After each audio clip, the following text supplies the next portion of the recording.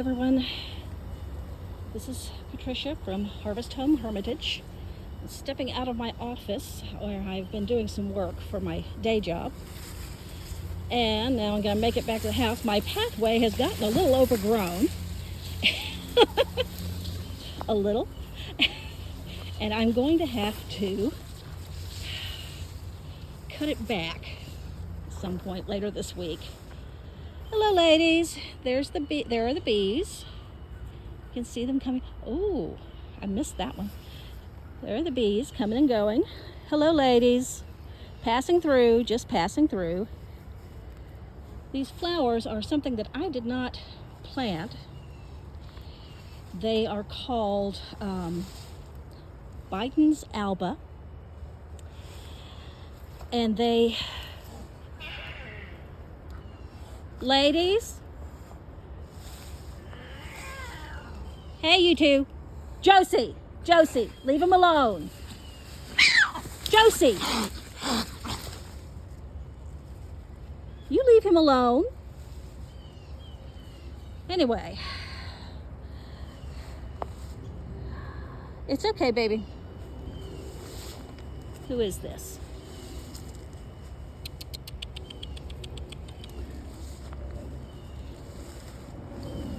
Oh, no, this is Harriet. Hi, Harriet. Is she picking on you again? Poor thing. I'm sorry. Anyway, this is called... Hi, crybaby.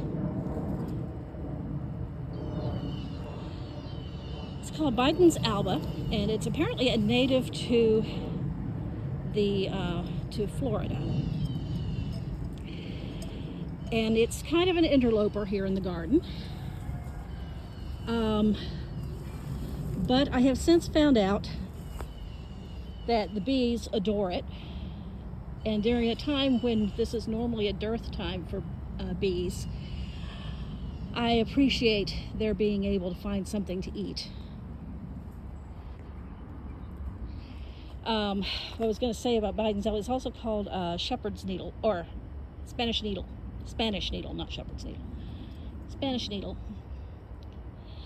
Because of the little seeds that are very sticky, very pointy. It self-seeds readily. This used to be the bean patch, as you can see from the poles sticking out of it. The beans are long since gone, buried in the shepherd's needle. Or, excuse me, the Spanish needle. I'm going to insist on calling it shepherd's needle, aren't I? I cleaned a lot out of the eggplant bed over here. It hasn't produced any eggplants yet, but it's been very, very hot. So I'm hoping maybe this fall we'll get some eggplant. As you can see, it's still blooming over here. Oh my goodness. Yep.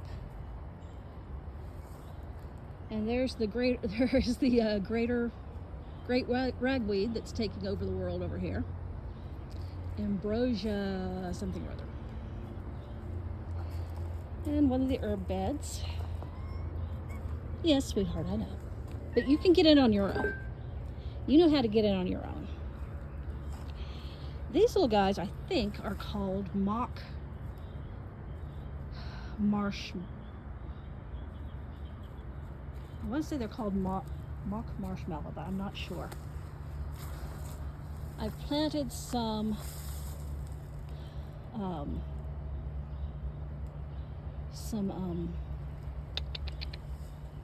lettuce and spinach, mixed lettuce and spinach in this bed. You can see a few little babies coming up, but it's not quite time for them all to be sprouted yet. Okay, I'm back over here along with the chicken coop, I'm letting them out to do their thing today. Now, earlier today, I heard there's some peeping underneath the mama who's in the house, or in the building. I hope she's doing okay with her baby. Yeah. There's Dave and Princess with Lucille looking out from the bushes. They like to hide under those bushes and bathe in the sand. Well, more great ragweed. cut back this path so we could get back here. Oh, and as you can see, the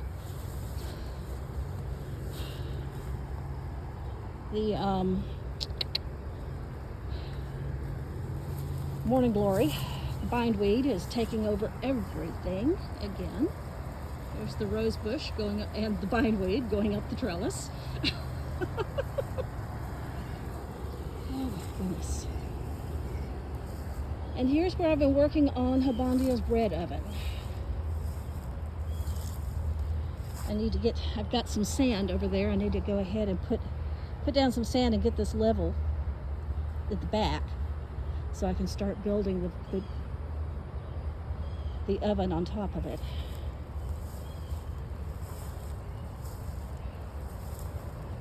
And let's take a look at what's growing in the garden.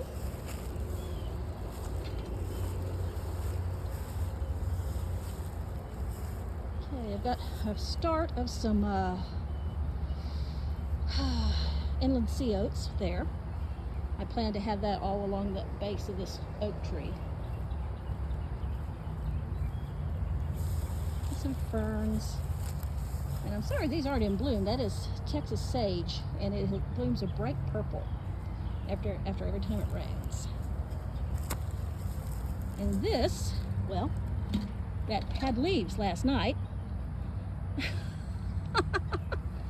It did. It had leaves last night. It must have a caterpillar today, overnight sometime. But that was a Datura wrighty. And there's there's a sweet little darn it, I could have told you what the name of it was 2 seconds ago. Mountain rose, desert rose, something like that. It's actually not a rose, of course, but it is a beautiful little flower. I can't wait for the bush to get more mature so that can really show itself off. You see all those buds all along the limbs. Yeah. This is a Pride of Barbados, which is not necessarily a native, but it does grow well in Texas. It has bright red and crimson and yellow flowers. And now we're kind of in the mixed portion of this cottage gardens thing, because I've got natives like the mealy blue sage and the pretty little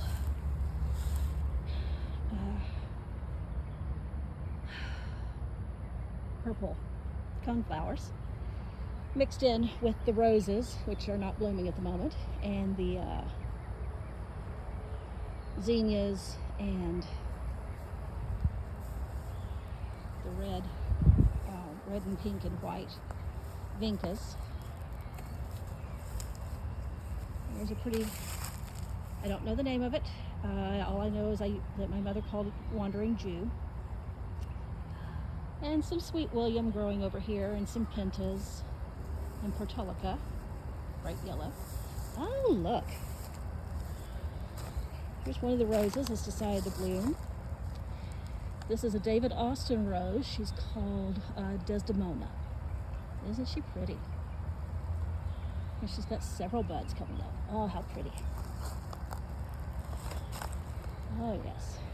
You see, the house has been nearly taken over by the grape arbor, by the grapes. This wild grapevine and quite a lot of the purpurea, the bindweed. Oh, good heavens, they're at it again. My poor little rain garden needs a rehab. A lot of things I planted, a lot of things I didn't. I'm not sure what this is. Something planted it. Maybe a bird planting.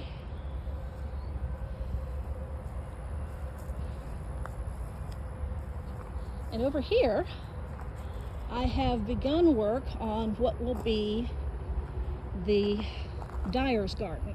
I know I had talked in the past about putting in a nursery up here, and one of the things I want to do, I've decided on the name Magic Garden, and one of the things I want to do is put in sample gardens, and the Dyers Garden is going to be one of those sample gardens. So I've laid out the pathways, and I'm laying down sheet mulch in form of the pasteboard, and I'm solarizing some areas of it. This area has already been solarized, and I've got to and now I've got got over here to kill the grass over here. But yeah, and there is a hibiscus that looks like it needs some water, so I'm going to do that in just a little bit. I'll do that on my way back out. Looks like I've got an albizia out there coming up.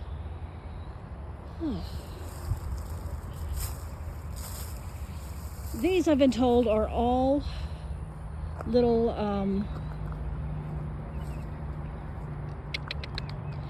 Texas persimmons.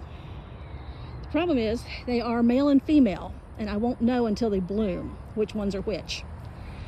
So I have to keep them all until they bloom. And here I've got a monk's cap. It makes a Turk's cap. I don't remember the Latin name for it, but it makes a little fruit that is quite good. It's quite delicious. And this little white flower is our only native, oh darn it. Normally they're quite large blooms. They're just beautiful. And I can't remember the name of it, but it's the only one that we have that's native to this area, to this state, and as far as I can tell, the only one that can grow here, because I have killed many of them. Oh, and I cannot remember the name of it. I hate that. There's more of the little things, and more Biden's alba. Oh, there's dayflower back there in the corner. I need to get some of that and put it in the garden. And here's a little garden over here by the mailbox at the front. Got cigarette plant and more of the Turk's cap.